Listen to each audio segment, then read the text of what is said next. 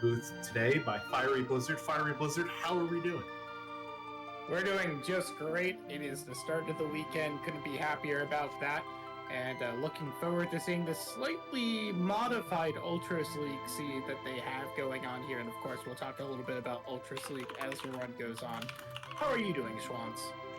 I'm doing wonderful, and thank you so much to Alex for allowing us to be showcased during this wonderful community marathon. So big shout outs to you, and shout outs to our runners here, Soyhr in the slate on white trim, and then ARabidWombat on the traditional blue and white trim.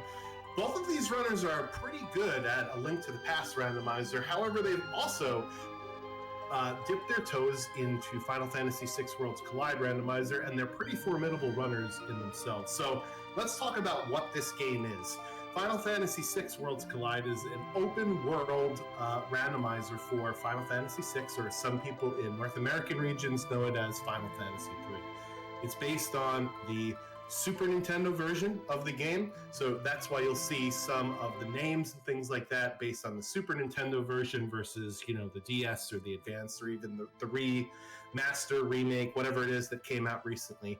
And the objective of the game is the same as it is in the vanilla game. You have to defeat Final Kefka. But in order to defeat Final Kefka, first you need to unlock Final Kefka.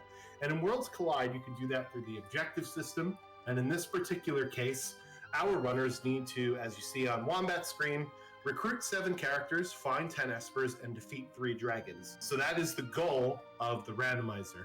Fiery Blizzard, you want to talk about how our runners are going to set out on achieving said goal? Yeah, so in these settings, our runners are going to start with 3 characters to start with. Now, the way Worlds Collide works, because it's an open world randomizer, you can think of characters as your key items to let you do other checks to get other key items, again, more characters.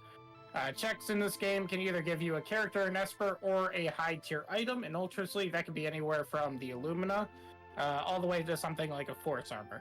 So you're obviously hoping for the big sticks, but it's going to depend on what our 3 characters are going to be at the start is going to dictate where we're going to actually go to try to find these characters, to find these espers. The dragons, we know where they are. The dragons are static locations in this flag set. We know there's going to be one in Opera House, there's going to be one down in Ancient Castle, one in Fanatics, 2 in Kefka's Tower, and so on and so on. So the dragons aren't really too difficult to find, but it could take a while to get our 7 characters and 10 espers. But if our racers are unlucky enough, right, there is a Kefka Tower skip that takes you right into the switches, so right in front of the Guardian spot and the 3 statues at the end. You don't have to walk through the tower and fight Inferno. And in this flag set, it's either recruiting 10 characters, finding 13 espers, or completing 26 checks. It is basically like a pity skip here, where we're not going to make you spend 4 to 5 minutes walking the entirety of Kefka's Tower. Here's the final 4 fights in the game before you beat up Kefka. So it does look like we are going to get our racers started here. We have a Terra, Gao, and a Mog start. I believe Terra and Mog were both set as static starts here, and then the Gao being our last one. So, Schwantz, you want to talk a little bit about what is available to our racers, seeing that Magitech and Sword Tech on that Gao there? Yeah, so with Worlds Collide, the characters or the abilities that characters have, as you saw, are completely randomized, and you can even get some of the abilities that are only granted by temporary characters. In this case, the Magitech suits of armor that are in Cyan's Dream, you can actually have the Magitech command stapled to your character at the start. Very much for the raid. We're just getting going with the marathon here. With the basic set of me versus Magitech Soyhr, beams, the one and that Vix basic and Wedge have, the Fire, Bolt, and Ice Beam, as well as the Heal Beam. If you go and do the Magitech factory, you could unlock the Terra version of the Magitech command with the other 4 beams, the Confuser, the Instant Death, the Bioblast, and the Tech Missile, which is a huge boon for your party. It's basically like a defense-ignoring, very fast version of a spell called Flare, which is a very, very slow spell. Also randomized in Worlds Collide are the things that the shop are selling and the things that are in chests. The shops are randomized in this particular case. You could have all of these settings set to a bunch of different things, but in the version that we're seeing here, it is within 25% plus or minus of what they cost in the vanilla game. And then the chests are shuffled amongst themselves, and then 20% of those are randomized out to anything else. The interesting thing about Worlds Collide is there are no real key items. The only key items in the game are really the characters, because Worlds Collide does what's called a character-gated system, whereby the places you can go in the world are dictated by what characters you have recruited. And I think this is what you were asking me before, Fiery Blizzard, so I'm sorry for being long-winded about getting to this.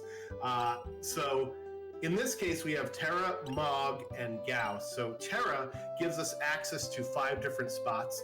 ARabidWombat right now is doing one of Mog's checks, which is called the Lone Wolf check, where he dangles either this it looks like Esper item based on the sprite here, or a high tier item off the side, and you get to pick which one you get to collect. So we don't really want the Force Armor. ARabidWombat is going to go save the soldier, and this will be either an Esper or an item. We're going to pop up with what it is here, and we'll move on. Mob also gives us access to the Moogle defense check, which is where you have to rescue Terra with the Moogles in the very beginning of the game. And here it looks like the Kefka at Narsh fight, which is actually a check that is not character gated, will reward Locke. So that's why you see Locke standing up there. Also in World of Balance Narsh, we have one of Terra's checks at the Welk Gate. You can kind of think of it as, does this character involve a special cutscene or boss fight? And if that character does, chances are then that is the check that character has. So do you want to tell us a little bit more about Terra's checks and maybe Gao's couple of checks while we see our runners basically doing some more looting and shopping here?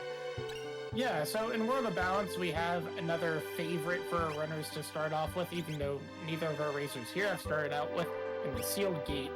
That takes you into Imperial Base, where you can go into the basement and loot something like 18 or 19 chests. And then Sealed Gate itself, walking through there, gets you a whole bunch of chests as well. So if you're looking for loot, there's really no better place to go. And ARabidWombat is indeed going there after taking that Lone Wolf 1. We also have Zozo. We go up there and go up to where you fight Dataluma and then get your sort of some of the Espers in the game.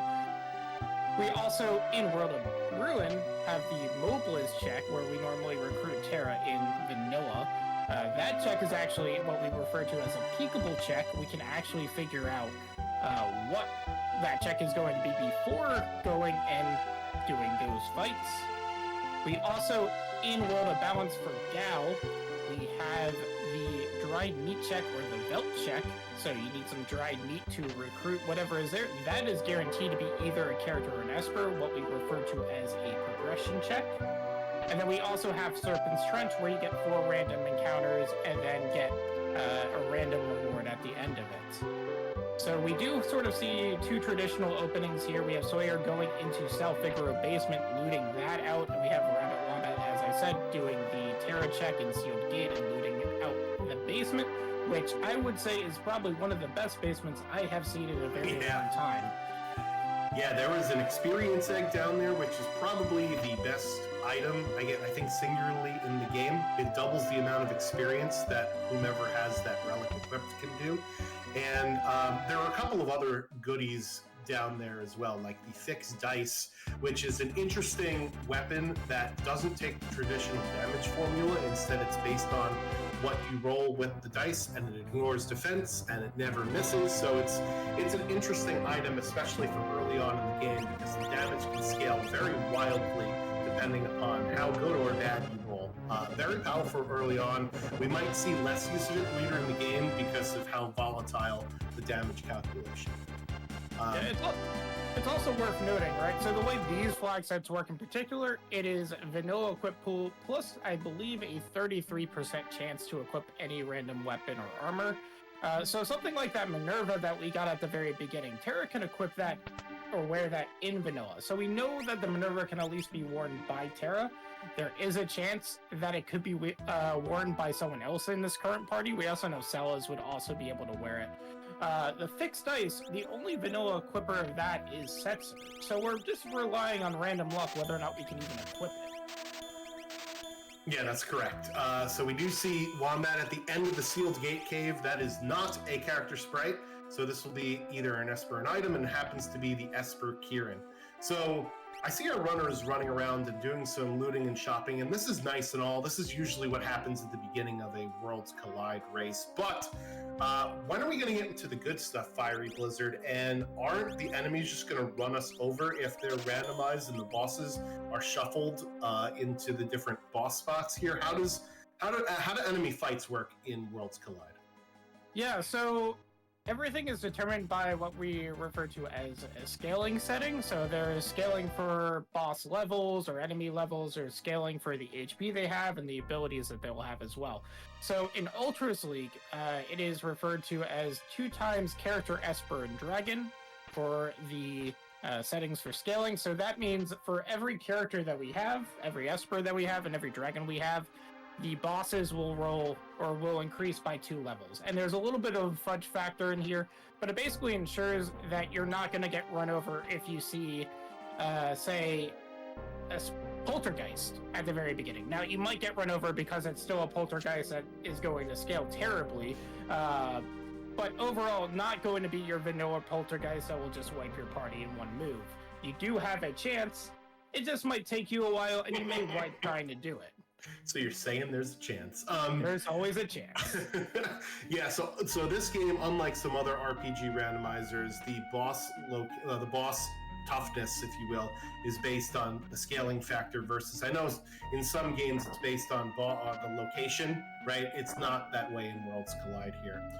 It looks like ARabidWombat heading into the Gao Manor shop. I believe, as you mentioned earlier, we need dried meat in order to do Gao's Velt check.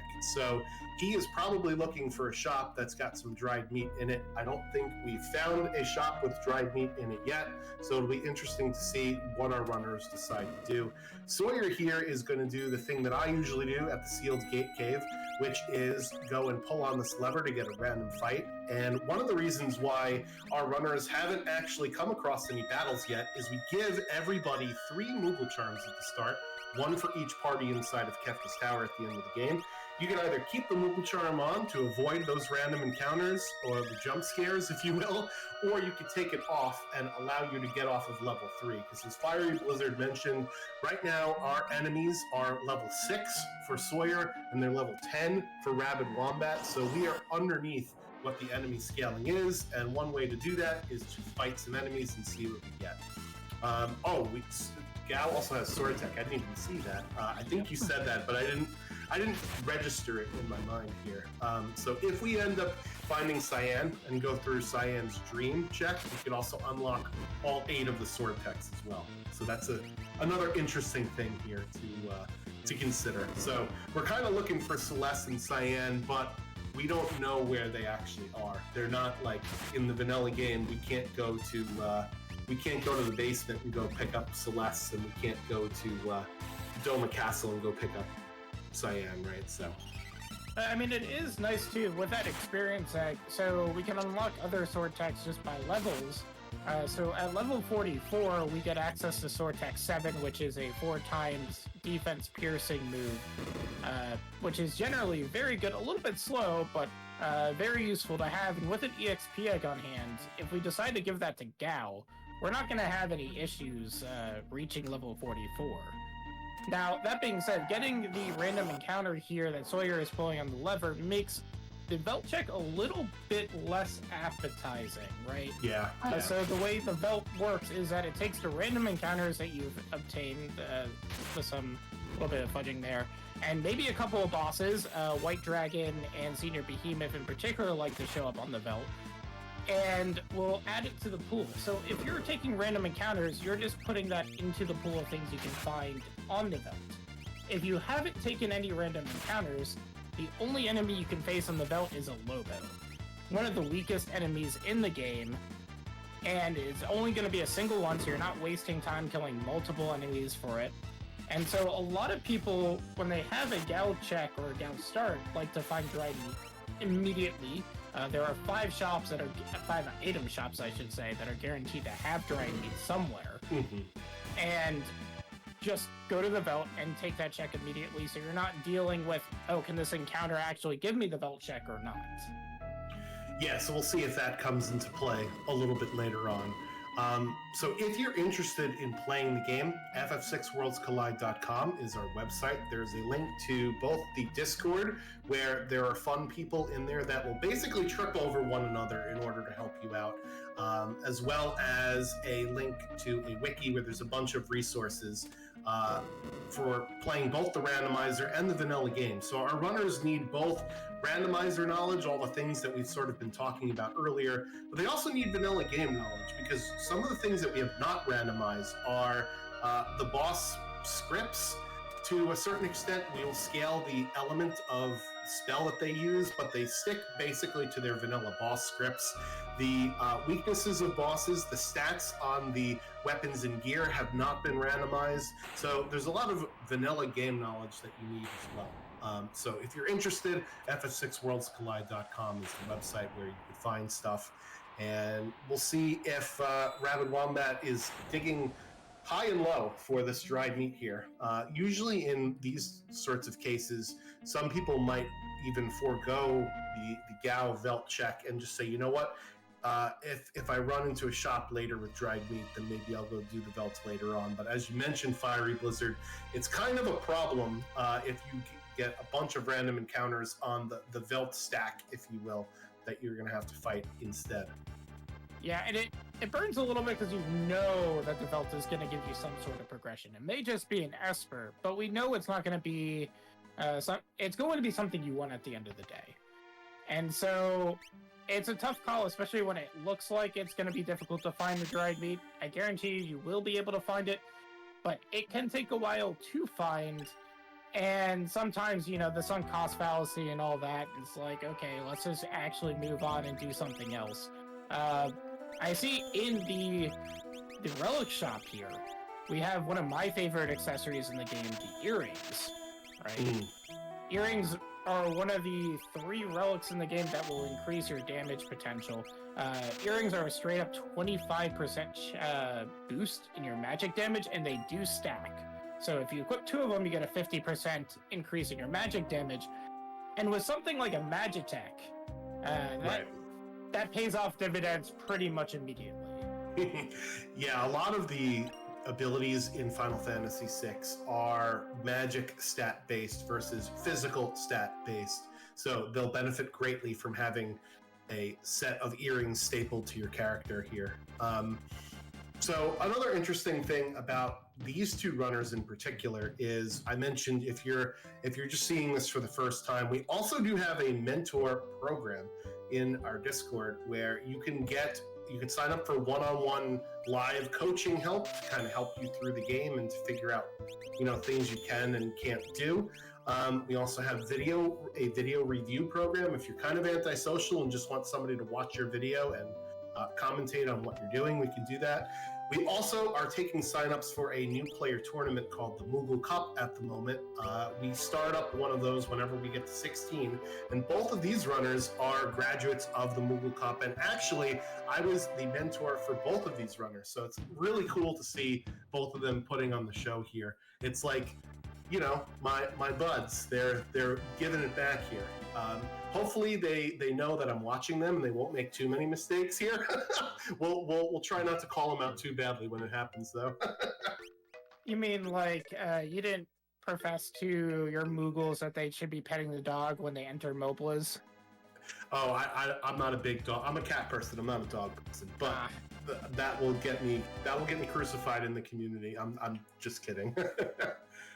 The community for this game is absolutely great. So if you're looking for a nice group of people, even if you don't like the game, you can also join our Discord as well. So yeah, no dried meat still. We're searching high and low here. Yeah, Soyhr going to where I swear dried meat is every single time. It takes about 15 to 20 minutes to find dried meat, and you find it after doing Serpent's Trench in the Nikkei item shop. Wasn't there though this time. Maybe it's in the World of Ruin Nikkei shop. Meanwhile, Wombat looks like going up to Kefka and Nourish. This is an interesting play.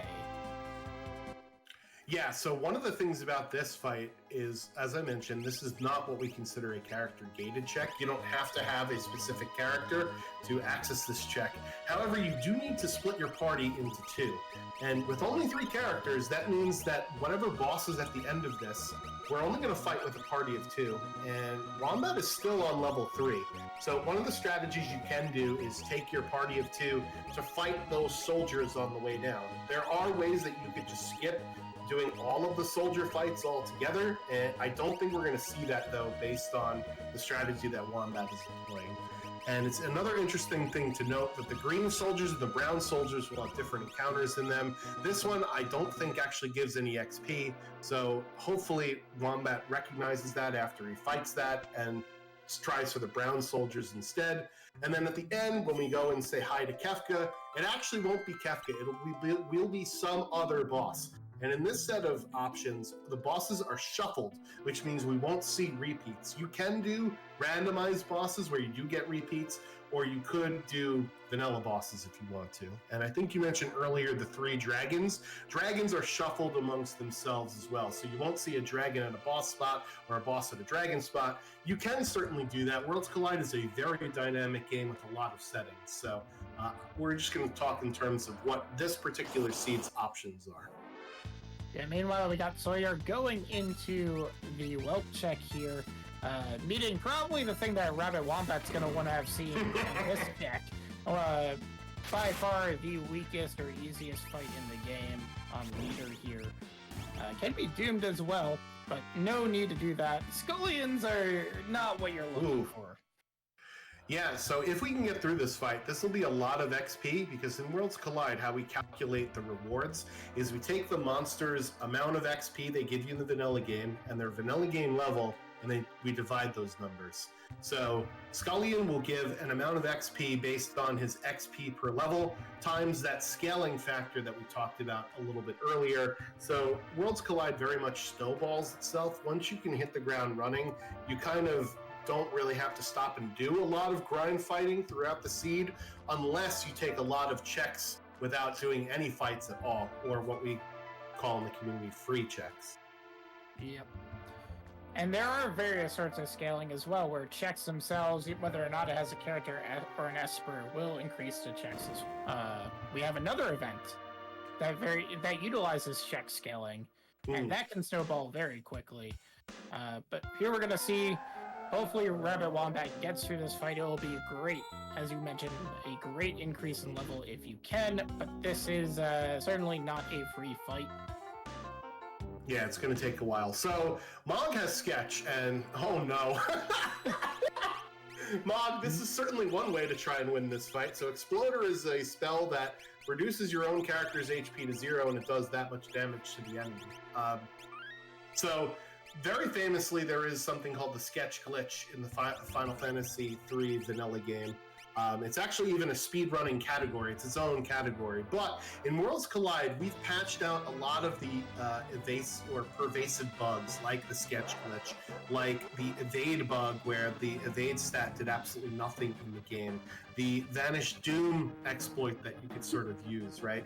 You could turn all of these things back on, but for most standardized races, we have them turned off. So we're not going to see any of those type of shenanigans here. And both of our runners are going to run headlong into this. Soyhr is much better prepared for this because he did those grind fights at the Cave to the Sealed Gate and already got some more XP from defeating Leader. And it is just an Ultros 1. So if Wombat actually goes to the end of this here, he actually won't have that big of a problem. Yeah, I gotta retract. There was one other boss that may have been weaker than Leader, and we did find it, Ultros 1. So, very fortuitous that it's not a difficult endgame boss here. If Wombat decides to take the risk, which it looks like Wombat is now deciding, I'm just going to see what this boss is going to be rewarded. Might feel a little bit bad about it, but we'll get that lock. which seems to have jump. Stats are also randomized here, so we are not dealing with vanilla stats. I believe it can be anywhere from 80% of the vanilla stats to 125. That's correct, yep. Cool. I don't read the flags that often anymore, so I just see Realm and I say, oh, Realm's supposed to be a 15 magic character, then see her at 37, and do that repeatedly. We also looks like Soyhr is going to open up the monster in the box here in the beginner's house. So you want to talk a little bit about that? Yeah, so monster in a boxes are special types of chests, and they are shuffled amongst themselves as well. There are some rewards that you can get from some of the monster in a box chests, like an offering, which allows you to deal 4 fight commands at once instead of just 1. It's the relic that General Leo has on in the vanilla game. So that's going to be what we're looking for, especially with that fixed dice. And here we see at the Moogle defense, which is Mog's other check, we see an Umaro getting chased into the hole. So we already have our 5th character here if we can get past this particular fight. Wombat did eventually make it through to the running soldier that was going back and forth, and that's actually a different fight than the other soldiers, so he was able to level up just a little bit here. But I think with Magitech Gao using Fire Beam for some seafood soup, it is dinner time here on the East Coast. Who's hungry for some delicious soup? Yeah, see, don't remind me of that because my plan is to eat dinner after this run. So hopefully, I'm hoping that they go real fast so I can start heating or cooking my dinner at a reasonable time. But we will see. That Umaro, some people in our community would say, "Oh, you know, that's a free snow muffler." Yep. Other people would be blessing the seed right now.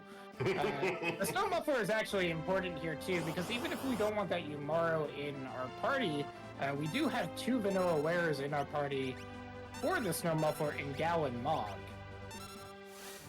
Yeah, so at the end of the defense here, where we snuck past a couple of werewolves, we do have Tritalk, and this boss could be pretty devastating early on because it's only weak to fire or non-elemental magic or defense ignoring physical attacks because it has extremely high physical defense. However, we have Fire 2 and we have Fire Beam, so this is not going to be a problem here, and that is Umaro there for Soyhr. ARabidWombat, however, is in the world of Ruin Narsh. So do you want to talk about what he's doing here and what we could do with Locke now that both of our runners have Locke in the party? Yeah, so we can do the weapon shop check here. Normally you'd have the choice between the Ragnarok Sword or the Ragnarok Esper. Of course, that's randomized in this case. Okay, I said it was sort randomized. Sort of randomized. So we have the vanilla Ragnarok there, and we have fixed dice. If we wanted to collect that fixed dice, we could. Behind the wealth check, if you continue going past through the gate, you actually get the second choice that you don't choose in the weapon shop. We also see Wombat going into the sick man's house and grabbing the curse shield, which is randomized to a random encounter, I believe, from 7 to 15 or something like that. Something like that, yeah. So 9 is a relatively small number. Of course, uncursing that, you don't have to take 255 battles. You get what is definitely the best shield in the game, in the Paladin shield. So with a 9 count, you may be tempted to go and do that. Meanwhile, Wombat also looking like, unfortunately or fortunately, getting searched for in the skies. In Worlds Collide, this is not a randomized check per se. You can encounter it randomly, as we have just seen. But if we have Setzer, there is a command on the blackjack that allows you to choose to enter this fight. We also have Phoenix Cave. We can walk through the entire thing where you sort of Rachel's dialogue and getting the Phoenix Esper at the end of it. There is a dragon down there that may be relevant to our racers. Right, since where we need the red dragon normally is. Yeah, we need 3 to unlock Kafka, so perhaps we decide to go do that check here in this run. And we also have the Cave of Sal Figaro, where you fight the fearsome tunnel armor in vanilla. So those are what we have available from Locke.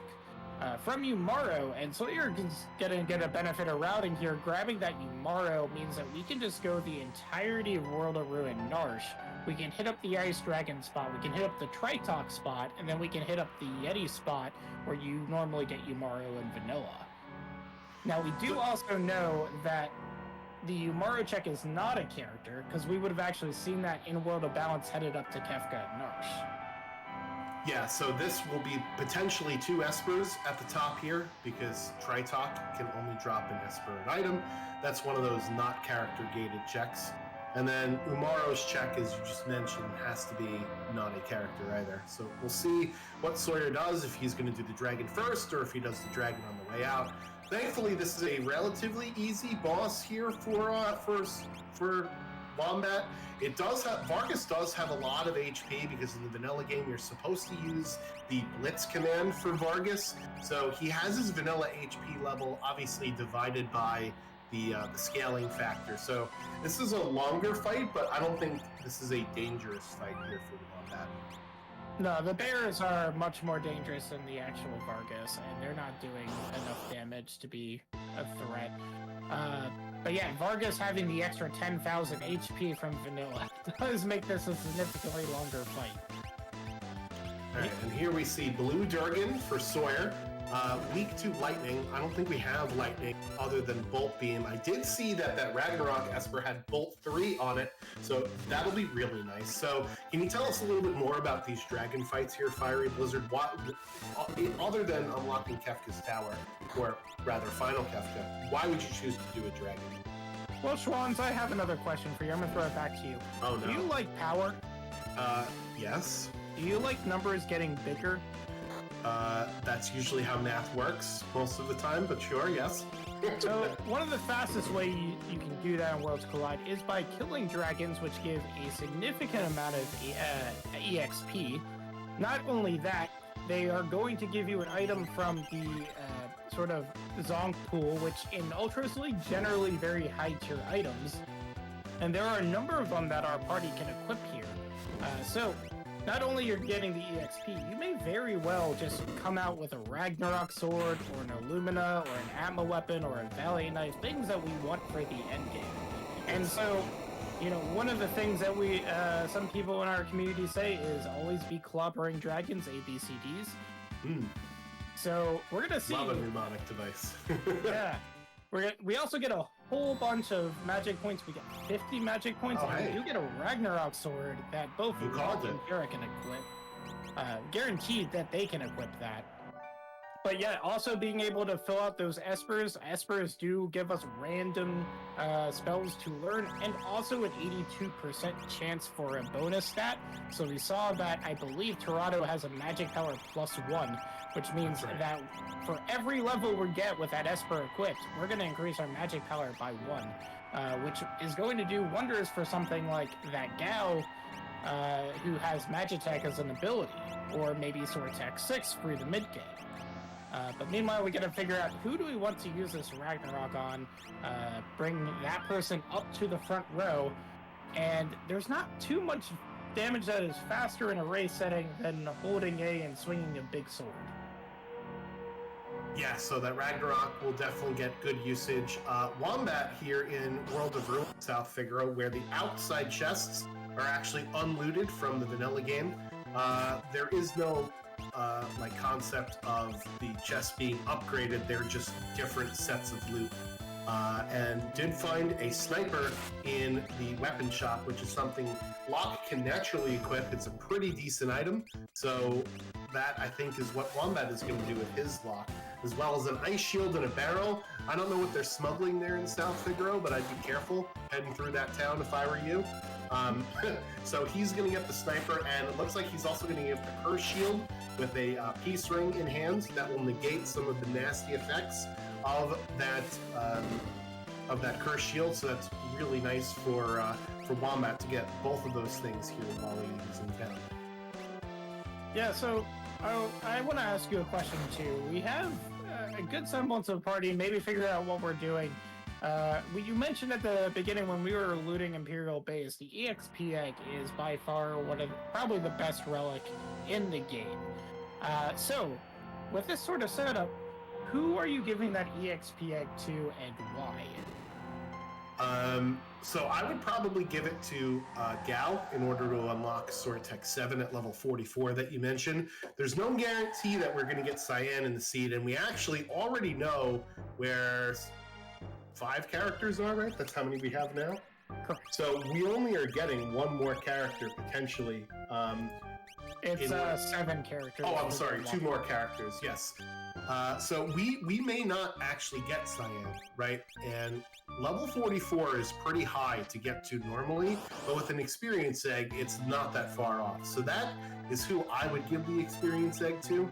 However, I could see an argument being made for the person that is going to be using the Ragnarok or block with the sniper there, because physical offense scales way better with levels than magic does. What I mean is, we're going to get into some math here, but the physical damage formula goes up exponentially as you get further and further on in the game with levels, whereas the magic damage just goes up linearly. And, you know, doing things to the power of 2 is better than doing things to the power of 1, if I remember calculus correctly. I believe you are right. Meanwhile, we do have Serpent's Trench going on that side, and we do have 2 Espers here through the Mario loop in World of Ruin. So, paying off for Soyhr, getting a few Espers. We're going to see what this boss is. You know, just your run-of-the-mill Kefka Tower boss. It's not too bad. Yeah, so this is going to be another one of those beefy boys here, and unfortunately we don't have the spell power to cast that Bolt 3, which is the weakness here of our Guardian spot.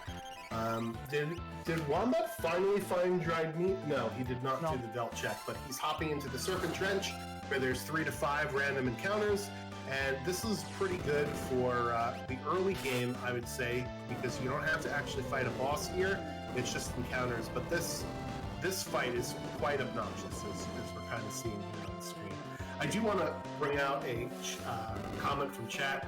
Anyone who hasn't had the experience, Cherry Point, of sitting down, you know, with this to do the vanilla walkthrough, you can do it over the whole weekend.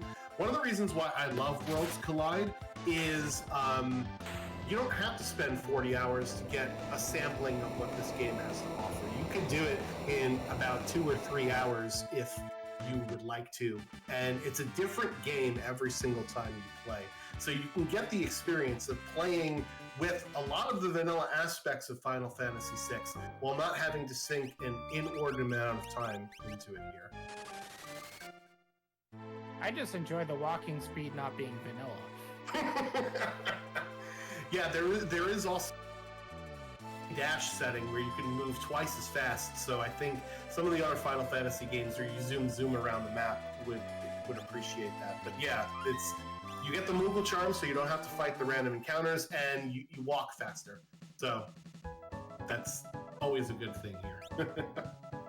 We do see a Coliseum check here for Soyhr. We do get to peek a few of the awards, not all of them in this flag set. Nothing there really seemed to worthwhile, so we're just going to leave.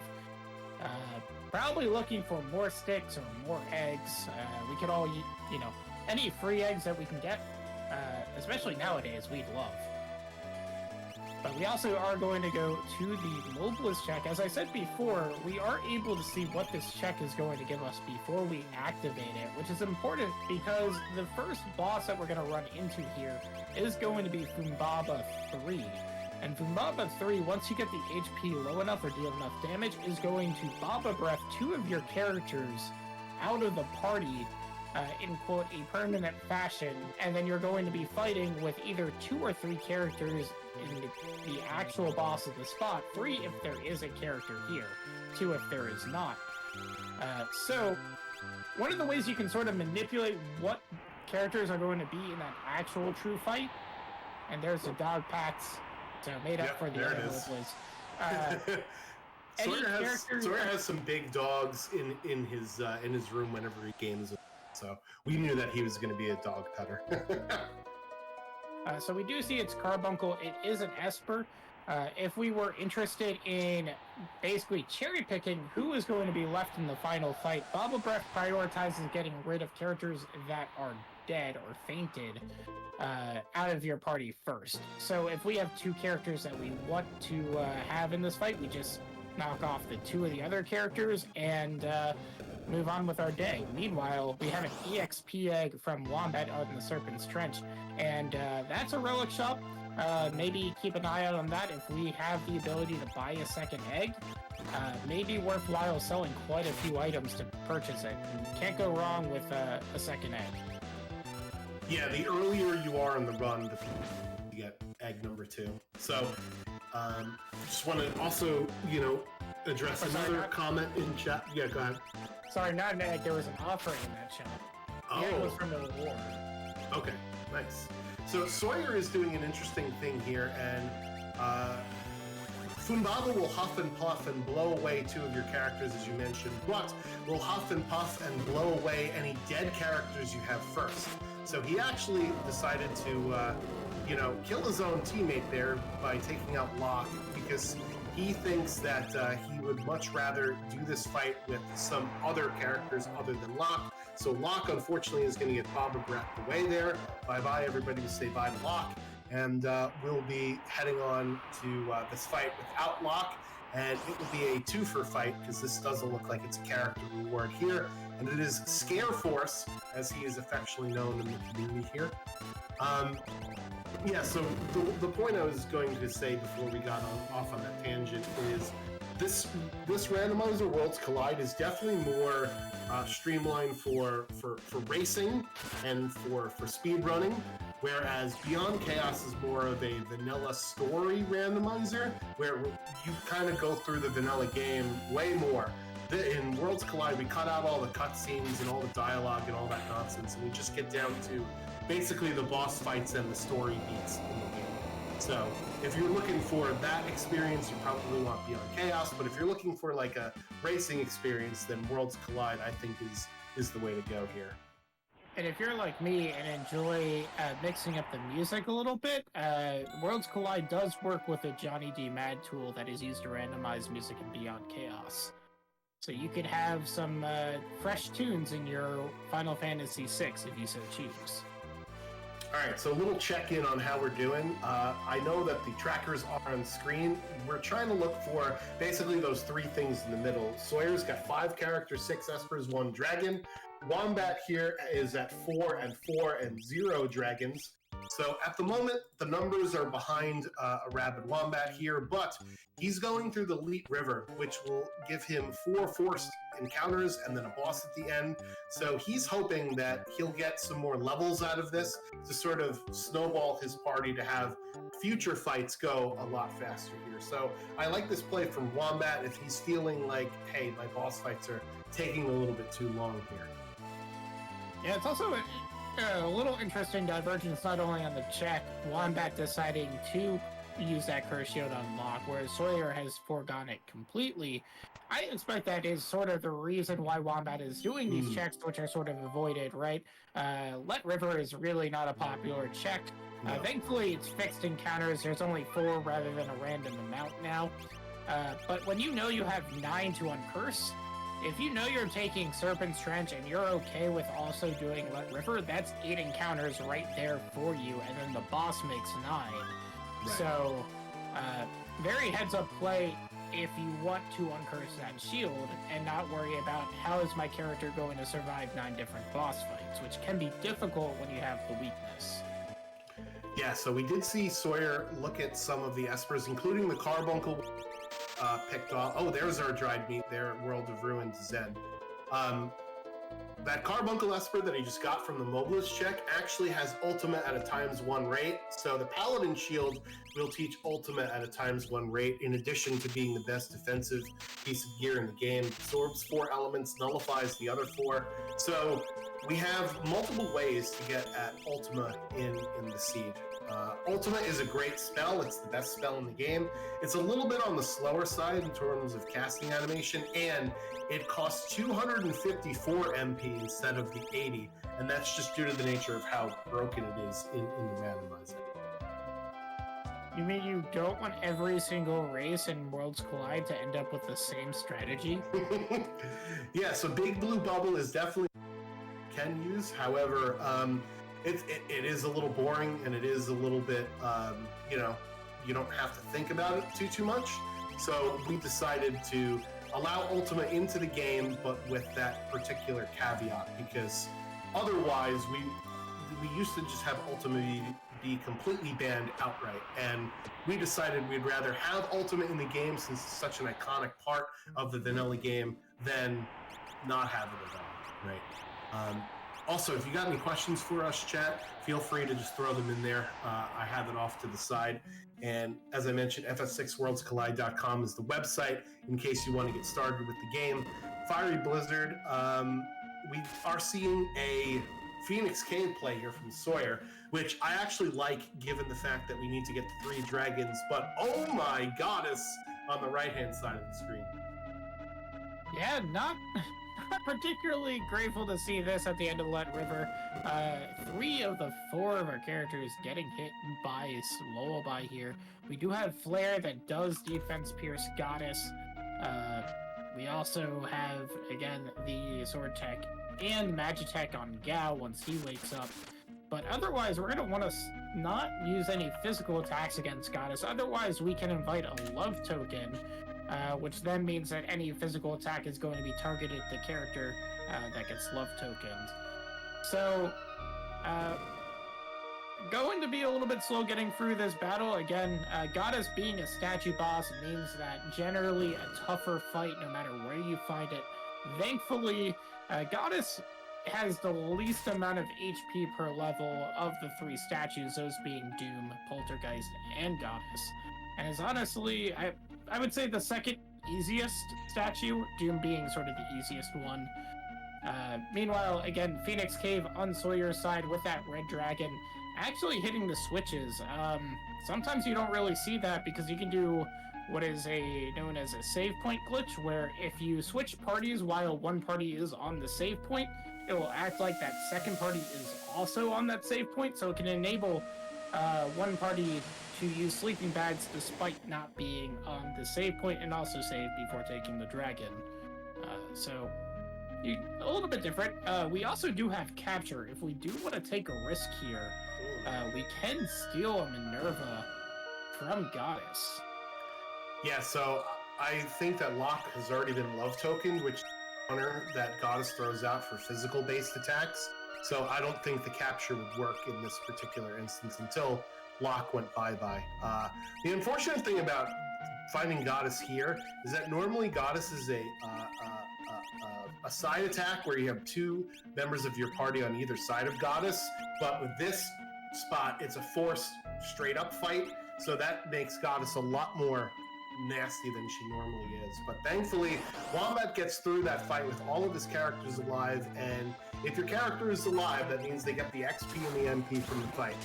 Meanwhile, it is the gold dragon here for Soyhr, going to be his first of 3, or rather, second of 3 dragons that he's going to need to fight. What was that at the end of the Leet River there? I didn't quite see it. It was a Genji glove, Sean, so not what Wombat is looking for. 2 long and dead checks in a row. You're really hoping when you take one of those 2 checks, and similar to things like Burning House, you're really hoping for some real nice progression, whether or not that's in form of a good character, or say one of what I would consider one of the 3 premier espers, that is Fenrir, Golem, and Siren. Of course, we do know where Siren is. We saw it on Tritalk. And that's going to be important for the very end of the seed where we're climbing up Kefka's tower. And we'll talk a little bit more about that when the time comes. So we do have a question in chat. Is there a way to require all suplex a trade? So I mentioned at the very beginning of the run that the final Kefka unlock objective is basically an objective where you can have different conditions for it. And in this case, our runners need to find 7 characters, 10 espers, and kill 3 dragons to do it. However, you can also make it various random other conditions. And one of the conditions you could do are called quests. These are things that are not necessarily long enough to be checks in Worlds Collide, but they're like interesting parts of the vanilla game. Things like saving or killing Sid. Things like winning an auction at the auction house, right? One of the quests that you can do is called Suplex a Train. And it means that in order to complete that particular quest, you have to use the suplex blitz on the Phantom Train. So that when that is set for a final Kefka condition, it will force runners to perform a suplex on a train. It will also force the blitz command to be in the run somewhere amongst one of your characters. As we see, Celeste says blitz at the end of the Phoenix Cave here, and it looks like Soyhr is going to put Celeste right into the party here.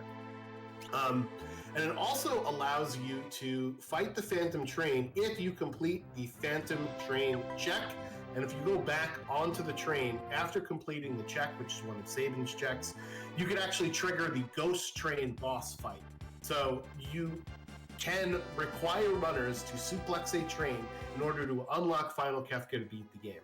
It's a bit of a roundabout way to do it, but you certainly can do it for the memery.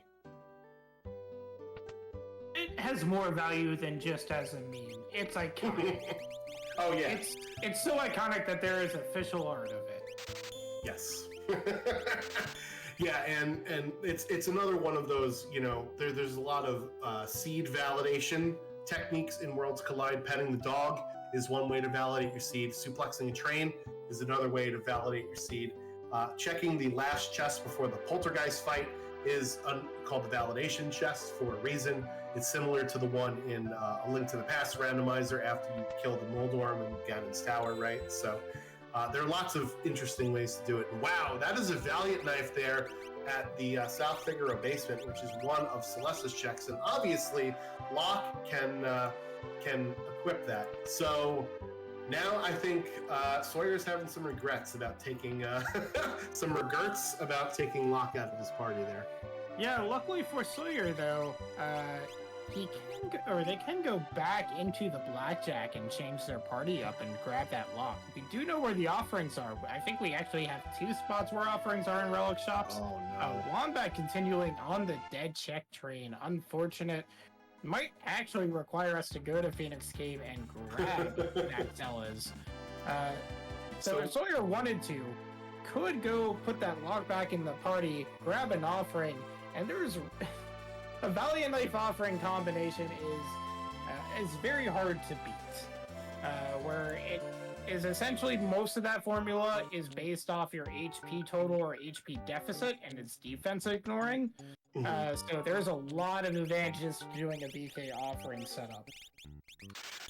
Yeah, so with Worlds Collide, there is sort of a logic in the game that means that you are able to get all 14 characters in the game and complete all of the checks in the game. So since, the world events are gated by which characters you have, the game will also always allow you to 100% it by the logic, right? So you can't have, let's say, all of the paths lead to dead ends, as unfortunately Wombat is finding out quickly that I think that's like his 4th or 5th dead check in a row there. So he might actually be getting the check skip with 26 at the end of the seed here. But since there is a logical path through the seed that allows you to get every single character, that means that at some point we're going to have to go find a check to go get one of our characters here.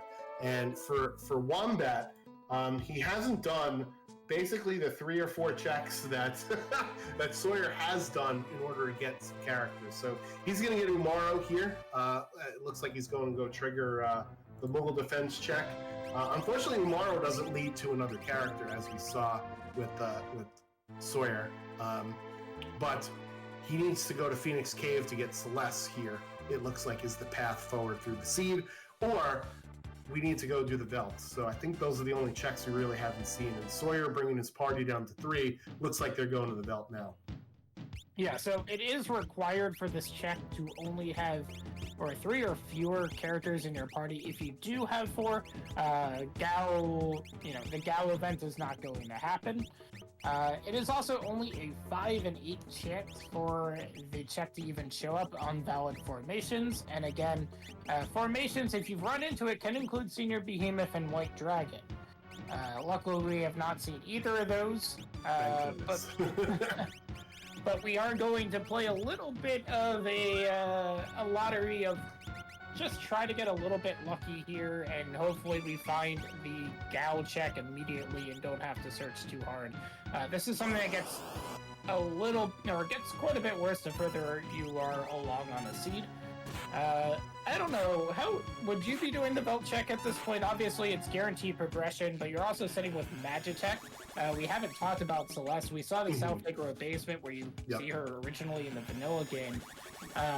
She also has the, the Opera House Disruption where you fight Ultras 2 in vanilla. If you wanted to, you were talking about those alternate objectives. Right. You could require the character or the runners to do the opera scene as well to beat the game. And we also have 3 checks in Magitech, and that would unlock the Magitech command as you explained at the beginning of the run. Yeah, so Velt is one of the, so I know what Soyhr was doing. Soyhr did the Phoenix Cave check on purpose because there's a party reform screen at the end of Phoenix Cave, and he thought, oh, at the end of Phoenix Cave, when I reform the party, I'll just go to 3, and that'll make me do the Velt check right away. Unfortunately, he got excited by by the Blitz Celeste and put Celeste into the party immediately. So that kind of negated his thinking there. So I think that is what Soyhr was originally thinking, but got sidetracked. We do see Sabin is character number 7 at the Velt, so it's a good thing that he actually did end up going to do the Velt. But I think, Fiery Blizzard, I would have gone immediately to the Magitech factory, as you mentioned, because we can upgrade our Gao to be a superpower with that Magitech factory upgrade, or the Magitech unlock upgrade. Oh, hi! So in ARabidWombat's Coliseum, there is a Ragnarok trade for a Genji shield. So in Worlds Collide, the items that you bet and are randomized, and the enemies that you fight for those betted items are also randomized. We do show you a little bit of it, as you mentioned earlier, Fiery Blizzard. It looks like this is a pretty good trade. However, this is going to be a pretty challenging fight here. Yeah, Dark Forces, any Kefka Tower boss, not what you want to see in the Coliseum, especially later on where it's not guaranteed that your character actually attacks. You could get any command that is available to them. And imagine, I've done this more than once, putting a character in there that has the warp spell. Oh, God. Because, yes, your character can cast warp, and it will do so in some alarming frequency. And then you can just say goodbye to whatever item you bet on, because that counts as a loss for you. But yeah, Dark Force is not really one to play around with, even if you have a full party. So Wise eventually resetting out of that was going to be a tough fight. Yeah, he's got to get so with the Coliseum, the AI will sort of pick whatever move it wants to. So you have to have a distinct build for the Coliseum, one that either uses the fight command often or someone that doesn't have a lot of spells. So I think with this turn, we're going to try and use Locke here for this fight with this sniper. This should go a little bit better, especially having the Paladin shield equipped. I mean, you're doing 5 times the amount of damage Mog was just doing. Dark Forces, the scary one you don't want to see out of here is Roulette, where you could just, instantly get taken out by that. Yeah. Alright, so Soyhr, meanwhile, fighting, as we collectively know them in the Worlds Collide community, Niles and Frazier, the little Crane brothers. That's a 90s sitcom joke if you're that old. But in this case, one of them is weak to lightning, one of them absorbs lightning, and it's important to remember which is which. Soyhr remembers which is which, and that fight is pretty easy there. A little French vanilla action at the beginning of the Magitech factory instead of the end of the Magitech factory. And Wombat getting through that Dark Force, getting Ragnarok. Now we're even on Ragnaroks. We do see a Esper here for Soyhr at Magitech 1. 2 more checks left in Magitech. It's interesting to note, right? Gao having both Magitech and Sword Tech. I much prefer Tech Missile over Sword Tech 7. I've always found Sword Tech 7 a little bit slow. Especially if you've been sitting on a Mag plus 1 Esper the entire time. It's a very quick way to do nearly quad 9 damage. Especially when you have a Valiant Knife offering on a lock. You don't need multiple ways to break damage cap. No. So I expect we're going to see the full Magitech play here. Nice speed plus 2 Esper. I think speed is an underrated stat. Maybe a little bit too late for it to be really amazing, but it's always appreciated. Meanwhile, actual we did not get the over user, so we are safe today. What does that mean with the flag mark safe from overflow valiant knife offering today? I don't know. I don't understand that feeling. I expect that to always happen. Yes, look, it's interesting that we've gone from what you call French vanilla into this perfectly vanilla fight. Yeah, there you go. What else is in the Magitech factory here? Well, the first two spots are espers or items as the reward, so we'll see if we get another esper here. And for Soyhr, that'll be esper number 10, I think, for them. Esper number 9. So yeah, that's esper number 9. So they are one shiny stone and one dragon away from go mode. So we'll see what's at the end of the Magitech factory. Meanwhile, Wombat is on his way up through World of Ruin Narshe, so they will get their Siren and their 2 espers here. So a bit unfortunate that Wombat sort of chose the wrong checks, but that's just how rando is going to go sometimes, right? Rando's going to rando.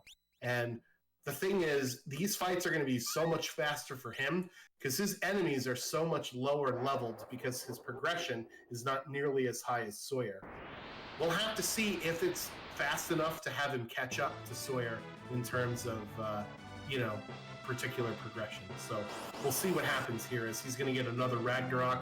And we have a Genji glove, right, from one Elite River. Elite River finally paying off. There we go. I don't understand. Why? Are you sure it wasn't a dragon horn? Well, a dragon horn would have been nice with Lock too, because he's got natural jump. But anyway. Yeah.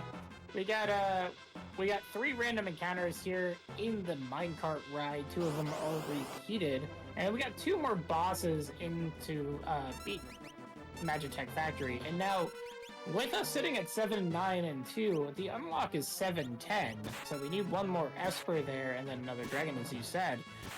The end of Magitech is guaranteed to either be a character or an Esper. And we also still have that Sabin that we haven't done any checks with. And Sabin is, out of all the characters, has some of the fastest checks in the game. Would you like to tell our viewers what those checks are? Sure. Sorry, I was so mesmerized by these lovely Mode 7 graphics that I lost my train of thought there for a second. But yeah, Sabin has 5 different spots. He has the Imperial Camp, where you learn that Kefka going to Kefka in the vanilla game. We have the Phantom Train, where you could actually grab the reward in the caboose before, but you can't actually keep the reward until you go all the way through the Phantom Train. We have the Barren Falls check, where you just jump off a waterfall, fight a boss, and get a reward at the bottom. We have Mount Cults, where you fight Argus in the vanilla game. And then in the World of Ruin, we have the Collapsing House that you recruit Sabin from. At this point in the run, I would just walk on through it and just get the reward. And it is one that you can peek. You can see what is holding up the Collapsing House. So lots of very fast options here for Soyhr to potentially get their 10th Esper, if this is not an Esper here at the end of the Magitech Factory. Soyhr figuring out that, yes, the weaknesses are slightly shuffled because it is a back attack here. So just a little bit reverse play from what you're normally used to in the tentacles and their weaknesses and absorptions. Thankfully, we are done with the Grabby Pasta, and we are done with boss number 1. So this will be boss number 2, and if we see a character running up, then that's a character. Otherwise, this is Esper number 10 there for Soyhr. So they just need 1 more dragon, I believe, in order to be in go mode. And with the Opera House dragon being a quick in and out, that's where I'm expecting that Soyhr is going to go next. Oh, absolutely. And I don't believe Soyhr is anywhere close to getting skipped, so I expect the full Magitech. Looks like, actually, if I can read that correctly, he's at 18 checks. Yeah. He had 20 checks after the Opera House dragon. In normal Ultras League, that would be fine, because then you could get 2 checks in Kefka's Tower, but here we're not really worried about it. I think our levels are pretty good, too. I think we're gonna just see, that Opera House dragon again. Having to kill 3 dragons is great, because, well, you get the EXP from it. Right. And then just run through the tower. Meanwhile, Wombat will be going to World of Ruin Moblins. He's going to find out that there's an Esper here. Yeah, I was going to say, with that experience egg that we found relatively early on in the game, I don't foresee our levels being a problem there.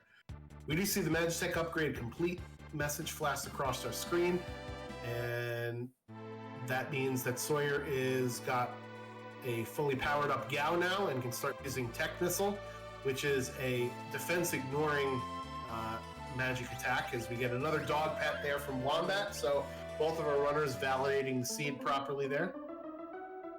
I believe when I started running Worlds Collide, I guess that would have been about a year or so now, maybe a little bit longer, whenever our Warring Triads event was happening. I was reading the wiki page and one of the beginner guides and about the abilities. It's been 20 years since I played vanilla. And I believe I remember a line about Tech Missile saying, "This right here, officer, this is the most broken ability in the game." And yeah, especially if you have high enough magic, it is incredibly fast. It inflicts sap on the bosses that are not immune to that. And we're going to see it in action in this seed. Yeah, Tech Missile doing more damage than the swing with the Ragnarok there, as you see. Part of that is, we've got 2 earrings for our magic users. So we have plus 50% magic damage here. Even the boss being weak to fire, it's still Tech Missile doing way more damage than a Fire 2 there. So now Schwantz, we did also see, out of all the dragons we ran into a very interesting dragon in Skull Dragon. Why is that? Why is Skull Dragon something you are certainly paying attention to in this situation where you have Valiant Knives? Yeah, so the Skull Dragon can cast a Muddle or Confuse spell. So if our Valiant Knife user gets confused, then that could be potentially problematic when you get 4 shots across the bow at your own team. But you also have the reward from Skull Dragon, right? You have that muscle belt. Oh, I didn't even see where you were going with that. Yes, so what does the muscle belt do? Yeah, so the muscle belt increases your maximum HP, I believe, by something like 25%. I don't think it's 50. No, is it 50%? Yeah. So the muscle belt is 50, the red cap is 25, and those don't stack, so you got to pick one or the other. Okay. If you're wearing both, you only get 50. Okay. That's where I was getting confused. I always just end up going for the red cap and then putting 2 relics on that help a little bit more. Yeah. But yeah, the muscle belt being an HP modifier in the Valiant Knife, where most of its damage is calculated by the deficit of the HP that you have, you're really wanting to increase your maximum HP to increase that damage, because it's just a straight bonus. So something like a muscle belt that is increasing your HP is huge for Valiant Knife builds. Now, does Soyhr know about the other chest that is behind Lone Wolf 2? That is randomized. In the vanilla game, that's where you'd find the one and only move charm, but in the randomizer, it can be anything.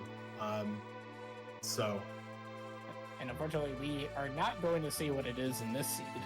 No, he doesn't really need anything at this point, so I understand. This is a speedrun after all, so we want to cut out as much unnecessary nonsense as possible.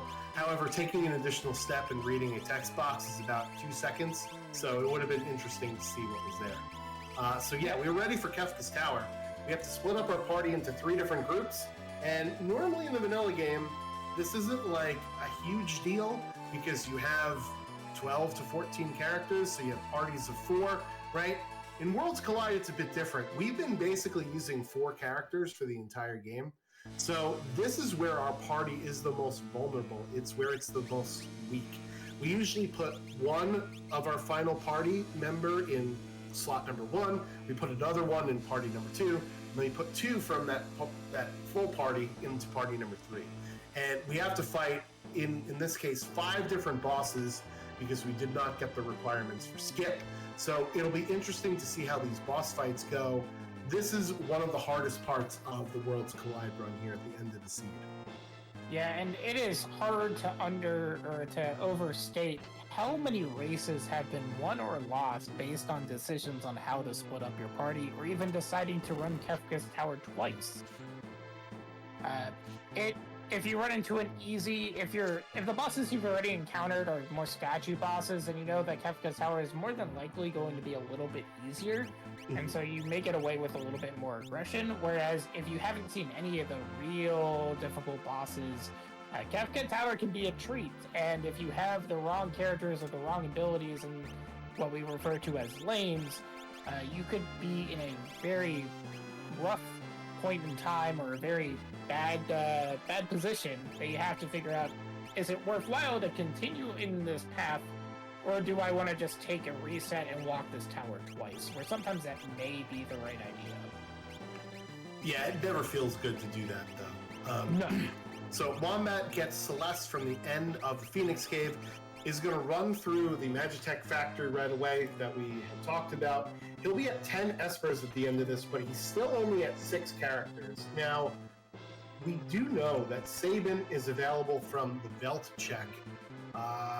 However, I don't think Wombat has found any dried meat yet, so it'll be interesting to see if there is another character somewhere else in the seed, if it's at Opera House or not. I believe this is a last location Phoenix Cave for Wombat, and it might be a last location Opera House if, or rather a last location Belt if there's no character at Opera House. Yeah, that never feels good, and we've all been there too. Especially with the belt being sort of early on. The way the randomizer works is that you expect characters to lead to more characters. So if you follow the character that you just got, you expect that to lead to another character. If Opera House doesn't have a character, the actual path, quote, through the seed is by another, what we refer to as a Sphere 0 check, because we started with Gao. Right. Unfortunately, that dried meat was hidden in the World of Ruin, I believe World of Ruin Zen item shop. Yep. If we wanted to be a little bit cheeky, we do have a Ragnarok Esper. And if you want to continue going until you find a Lobo, you could change a Lobo to dried meat. Oh God, I threw up in my mouth just thinking about that. But yeah, that is certain. That is a strategy you could certainly do. I don't foresee us doing that here.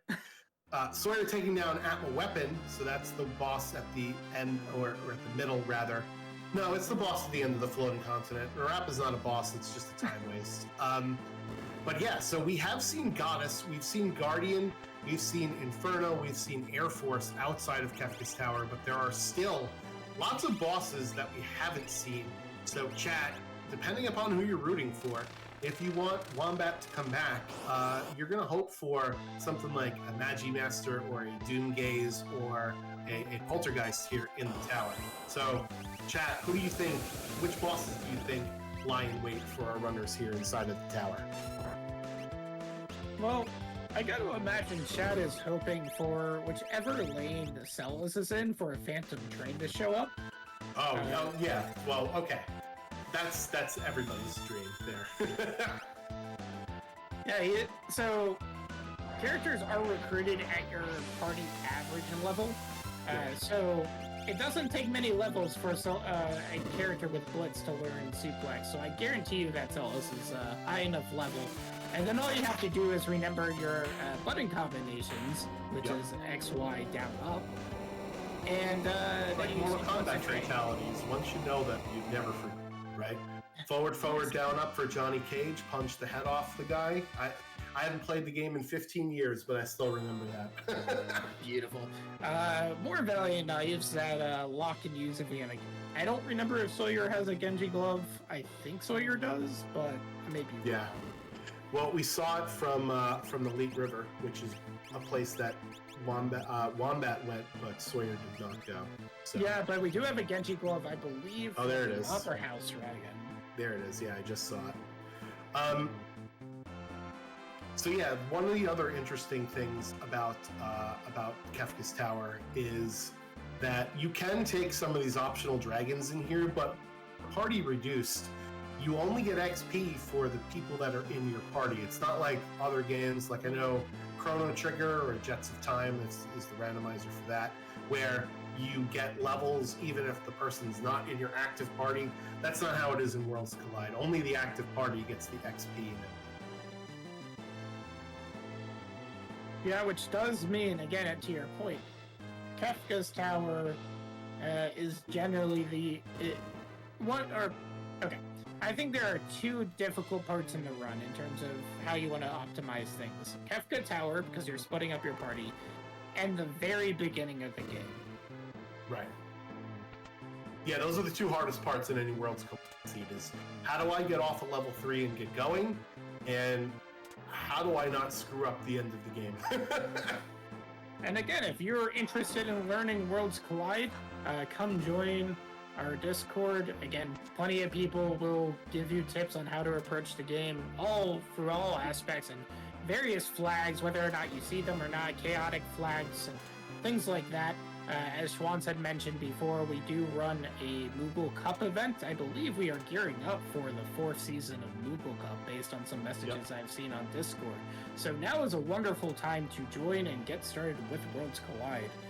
It's been a lot of fun. I will admit, when I had joined originally, I wasn't expecting too much. I was playing because I enjoy team events, and the Warring Triads being a team event seemed like a really good time to jump in.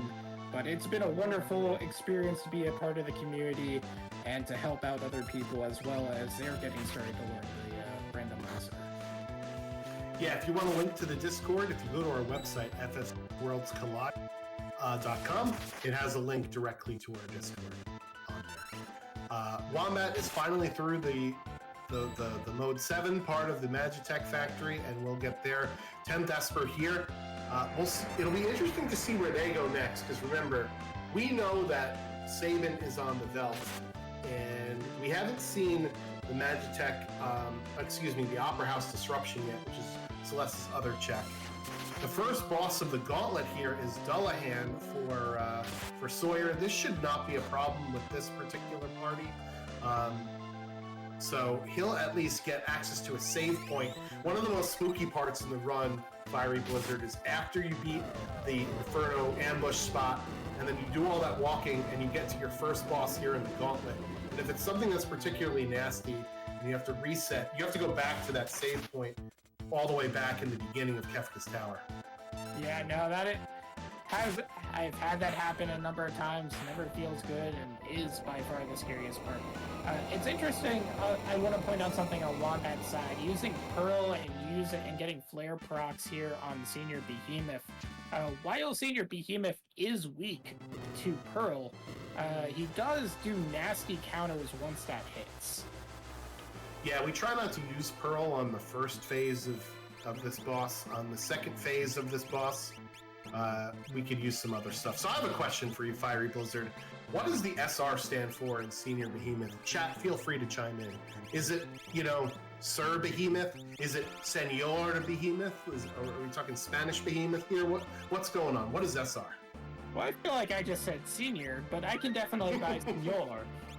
Depending on your mood and time of day. Names change all the time sometimes. Yeah. I can be convinced for a number of things. I just always say Senior Behemoth because I am not creative whatsoever. Strontium Behemoth if we're going periodic table of elements, right? Sriracha Behemoth if we're going for condiments there. As a chemist, I feel like I should go for the chemistry pun there. Oh no! Alright, well, commentator curse. Here it is, folks. You have Valiant Knives, which are defense piercing mostly. So, this could be worse. Yeah, so Poltergeist, one of the statue bosses, will counter basically. You've just made him more angry. There you see how much more damage the Valiant Knife does when Locke is at lower HP. But yeah, this fight could be very tough depending upon how it goes here. Poltergeist likes to counter every attack essentially with some sort of fire spell, and there is a double kill from our resident hot chicken, Nashville hot, coming in hot there. Speaking of sriracha. Yeah, definitely unfortunate. we do have a flag set that is guaranteed to have statues at the statue parts or spots. When you're not expecting them, they can be a little bit spicy. We do have a flame shield somewhere if we wanted to switch that over. The unfortunate thing about that is if we're using Valiant Knife as our strat, the flame shield is just going to make things a little bit longer while you may be mostly safe. You end up healing, and healing is the way you don't, you end up losing damage potential. So I think, yeah, Soyhr is going to do the, you can't kill me if I kill you for get that Genji glove on. Soyr's doing the opposite strat of what you just said. Instead of putting on more offense. But it is a perfectly valid strat here.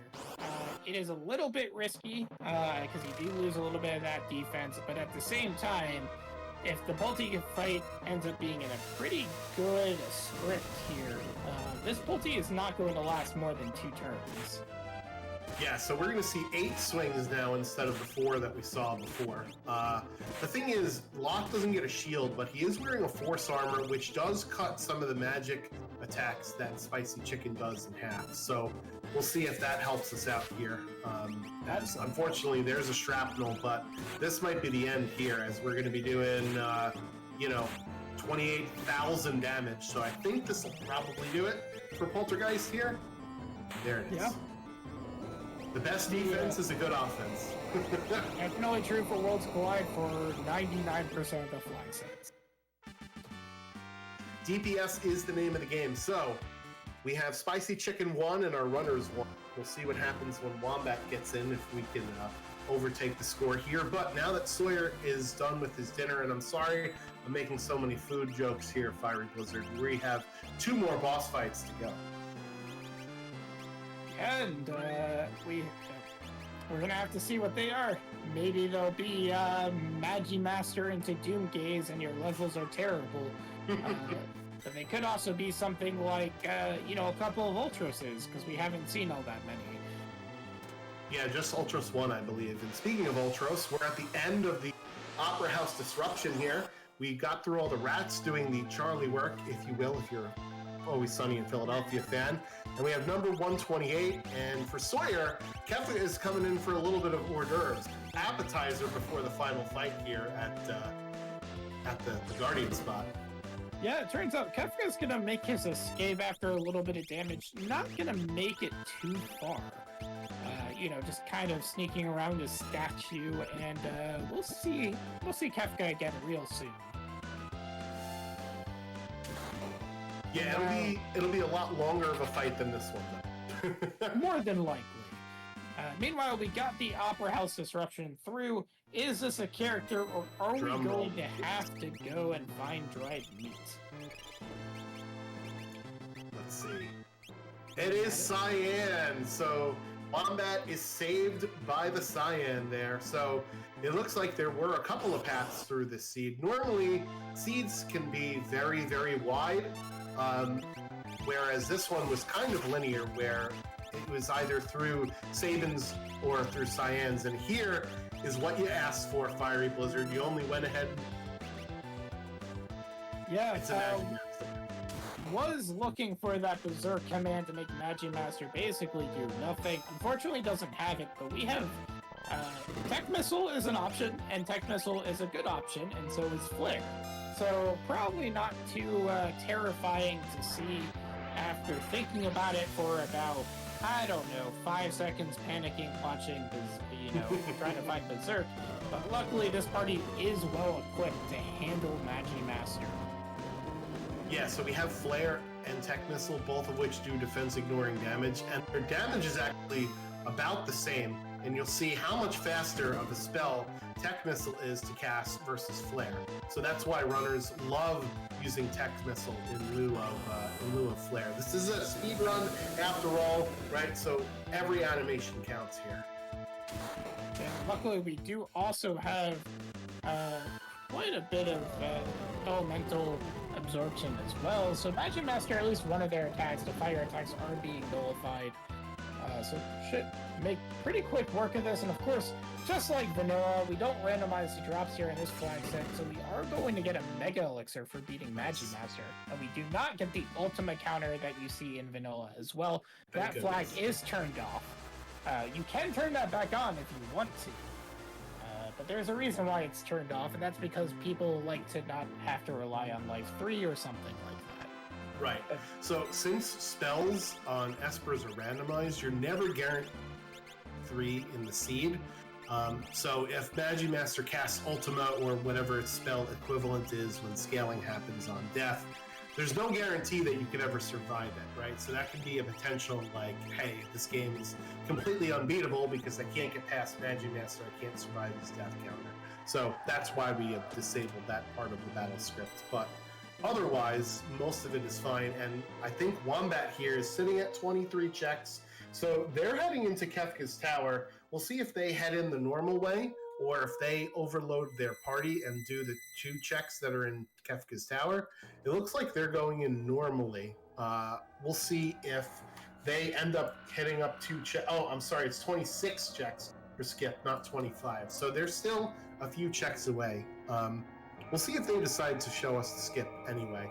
But based on his party configuration, I think maybe not, but who knows? Yeah, that is my takeaway from how this party is set up. Meanwhile, Soyhr here, entering the final gauntlet of Final Fantasy VI. Everyone loves a good dancing mad, except for the Theta Rhythm devs, but we're not going to talk about that. We have 4 characters that we're going to select in our party, the 4 that we've generally done. We can select more. You can select that Yumaru in there too. But we are going to start what we refer to as the Kefka climb with Tier 1. Swansky, you want to talk a little bit about Tier 1? Yeah, so we'll talk about the Kefka fight overall. There's 4 different parts to this Kefka fight, and if any of your characters are dead during the transition between tiers, you lose them for the rest of the fight. In the vanilla games, isn't really a big problem because you've been using basically all of your characters throughout the seed, as I kind of mentioned with the Kefka party. But in the final fight, that's pretty devastating because you're going to get some scrub off the bench instead of, you know, a halfway decently formed character. So we have to be careful to not leave a character dead at the end of the tier. So this part of the fight is basically the armor check of the game. It does mostly physical attacks. That right arm there that's closest to us, that can be hit with instant death, which I believe Soyhr already took care of. The face is weak to fire and will death counter with Quake if it's the last thing alive. So that's usually the thing we want to take out either first or second, depending upon if we have access to instant death. And then that balled up fist will counterattack every time it's hit with physical attacks. So that's why you see Soyhr using the Phantom Esper summon to make his party invisible so that physical attacks will always miss. So really nice heads-up strategy here from Soyhr, using his Esper casts efficiently. And it's also worth noting that you can only cast the Esper once in this battle. There are flag sets that you can repeatedly cast, but that is not turned on. So that is the Phantom use gone. As we enter Tier 2, as Locke makes quick work of that, Tier 2 has 4 different parts. You have magic on the left. You can mute magic. We do have the Siren Esper, so we can use that to basically nullify magic's trickery here. We have tools in the middle that is, again, instant deathable, so we can use that Esper that we used in Phase 1. We can also use the Doom spell or X-Zone. We have Tiger on the bottom right, which many of us would consider the scariest part of the 4 parts in Tier 2, and we have Hit on the left, on the right, the purple-blue guy, who will just physically attack once until his HP goes down to 0 and will do a 10-hit counter. So, we're going to try to get rid of tools by insta-death, and then we're going to really try to get rid of Tiger as quickly as possible. Tiger will use something like Flare Star, and once it gets down to, I believe, 13,000 HP or 17,000 HP, can use something known as Doom Tusk. Plenty of runs have been killed by Doom Tusk onto a Valiant Knife offering user, and that's a great way to hit the reset button. So getting down Tiger is a priority here, and it may actually be somewhat worthwhile to keep Locke down until we get rid of him. Yeah, I was going to say, if I was in this position, that's probably what I would do. Yes, Locke is doing 36,000 damage every time he uses the fight command, which is absurd. However, if he is the recipient of being zombied, then that is almost guaranteed to be a game over, because he has 8 chances to kill off the rest of your party, essentially, there, right? So, and zombies, remember, have 0 HP. So the Valiant Knife is even stronger with less HP. So a zombie user with a Valiant Knife is a lot of trouble here. Yeah. But we do have 2 of the parts down, and magic has been muted, so really it's only hit here to go. So Soyr's going to take his time and make sure that when hit dies, he'll do his 10 hits death counter, and we'll make sure that if we need to pick Locke back up, we want to make sure we get him up, because we don't want him to be dead between this tier transition. As I mentioned earlier, then that means we don't get to use him for the rest of the night. Yeah. The last thing you generally want to do is to kill magic and hit at the same time, because magic can counter with dispel and quarter then dispel, and getting quartered into 10 hits is a good way to also have a few characters die on transition or just fully wipe. Meanwhile, we actually didn't see any of that on Soyr's side. What counter am I talking about? We're just headed into tier 3. Yeah, so tier 3 is where the execution really comes into play here. This is a 2-part tier where the girl has 9,999 HP, absorbs all elements, but will both heal and revive both parts of the fight. So that's usually the thing we want to take out first. And then the other one is sleep. They will do either Merton or W-Wind on odd turn. They'll do Condemned or Fight on even turns. When they are underneath 10,000 HP, they will start casting Meteo, and when they get attacked, they will counter with either Meteo or Train, and Train both inflicts the blind and mute status to your entire party, so that's pretty devastating. So we want to make sure that we have him in that 10,000 HP threshold for as little amount of time as possible here, and he will death counter with up to 2 instances of an instant death physical. Now, I don't know if we have anything to prevent that. Oh, we have life 3 to bring ourselves back up. We also did get the Fenrir Esper, I believe. Maybe from Magitech. I feel like I remember seeing Fenrir somewhere. Okay, that is another way to prevent that as well. So, but it looks like we're going to life 3. Whirlwind, we're going to see who this hits. If it's just Locke, that's perfectly fine. But yeah, this is where you get to really take account on how much damage are you doing. This is where you really want to have something that does more than 10,000 damage. Locke's Valiant Knife very much fits the bill here. So with the amount of damage Locke was doing, we probably want to do a couple of hits first and then just swing away with the Valiant Knives, and that should be that. We have life 3 on the important characters. Locke is doing over 40,000 through this one command, so we're definitely good. We're going to see where that calmness hits. Mog goes down, has that life 3. Is Mog going to get targeted again? Or are we just going to see 1 calmness? So we're on to tier 4, the last tier of Kefka. What I refer to as 62,000 HP of most of the time a victory lap, honestly. In this case, it's very much a victory lap. So you want to talk about it? Sure. So for Final Kefka, 62k HP. On his first turn, he will cast Fallen 1, which reduces your party to 1 HP, which is actually probably a blessing with Locke. However, I don't think we're going to get to see Fallen 1, because if you get under 30,000 HP, he'll start countering with Hyperdrive and Havoc Wing, which are the most powerful single target physical and magic attacks in the game. If he goes under 10,000 HP, that's where spooky stuff happens. He may potentially counter with Ultima, which is probably a party wipe, although Terra and Gao have a pretty good amount of HP, so I don't think we'll actually see that here. Usually does like 25 to 2,700 damage a turn.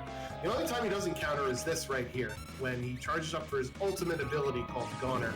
It looks really, really cool, but it's not that devastating because it takes magic defense into account. I don't even know if we'll see it based on the damage we're seeing. Locke is hitting pretty low now after that Mega Elixir, but time is on the first flash of Kefka if that's going to do it. It looks like that is going to do it there. So get your GGs in chat, Soyhr, with an official time of 1 hour, 30 minutes, 38 seconds. What a really nice run there from Soyhr. Yeah, that, remember, we did roll these Ultras League flags with a little bit more to do. The 3 dragons is not usual for Ultras League. We also need to get 1 more character and 1 more Esper compared to normal. So very well done to Soyhr. Not to say, Wombat also did really well, just took a little bit of the wrong path and sort of last location in Character 7. And like I said, it does feel bad, but really well played by Wombat, as well as Wombat finishes up here, is getting through those statues. Yeah, rando's gonna rando, as we say. Sometimes, right, you make the right decisions, but they lead to the wrong results. I completely agree that going through Serpent Trench and Leet River was a great idea to uncurse that shield. However, it just happened to not be the correct choice, if you will, in this particular scene.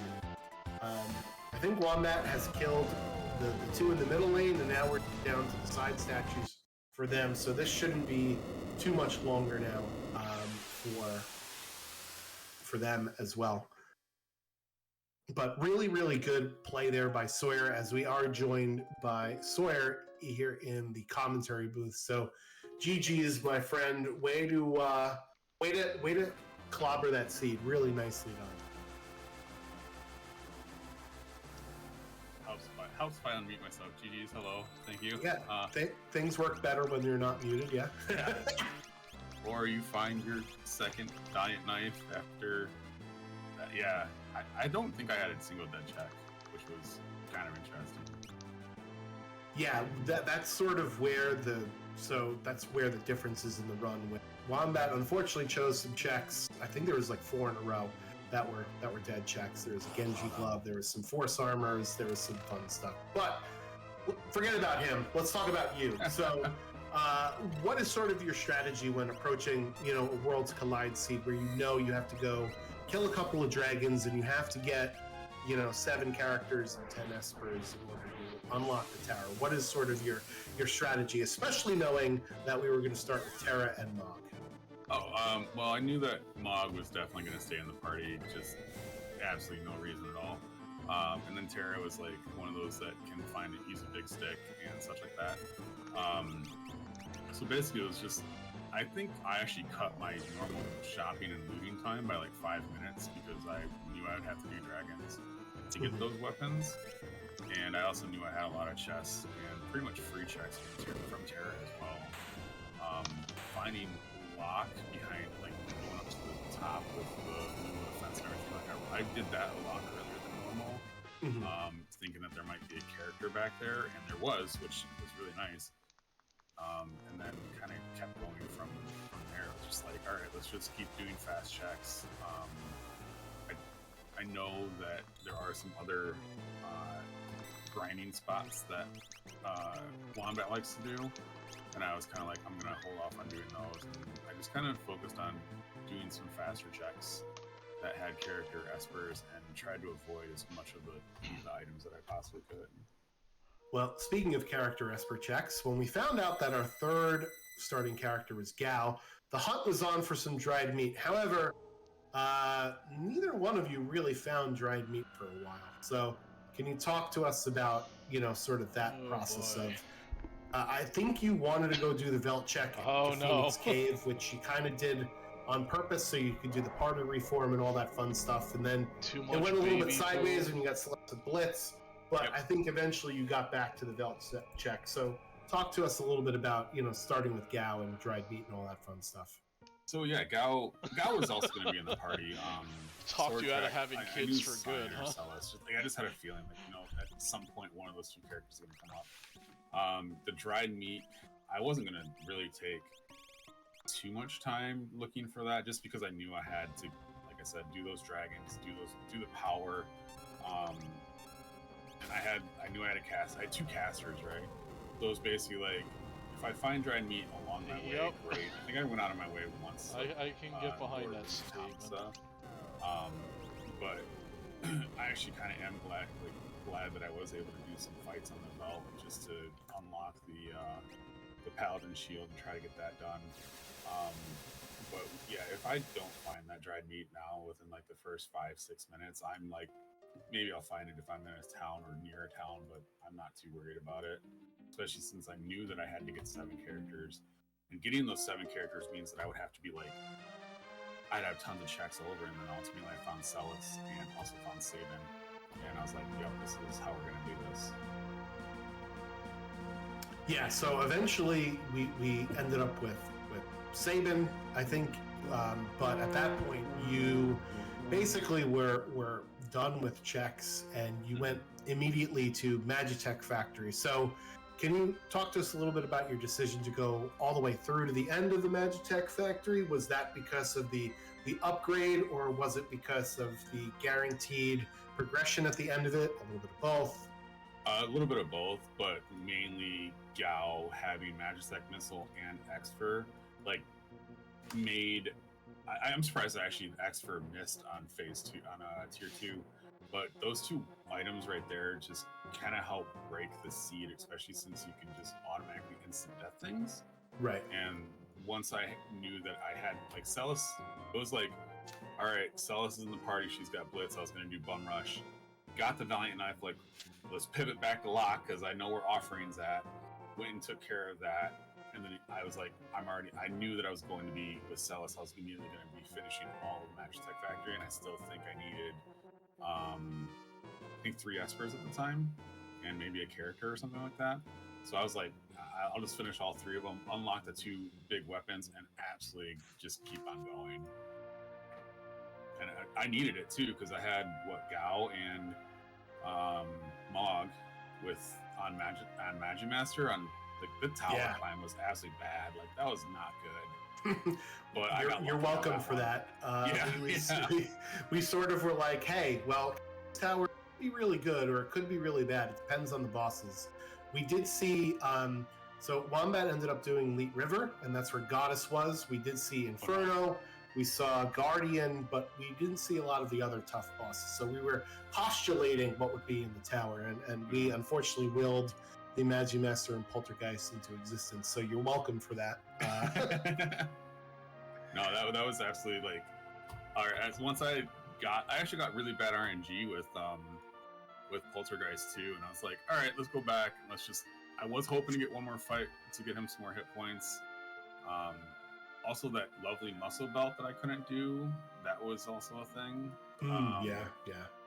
But I know Fiery Blizzard and I were talking.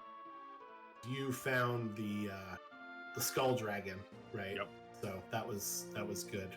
And actually, that entire time, I was like, I need somebody else to have life 3 than Locke, so let's get it on Mog. I was like, and then I got a VK out of it. I'm going, well, that's cool. Let's just keep going. Fiery Blizzard, you have questions that I didn't go over for Soyhr?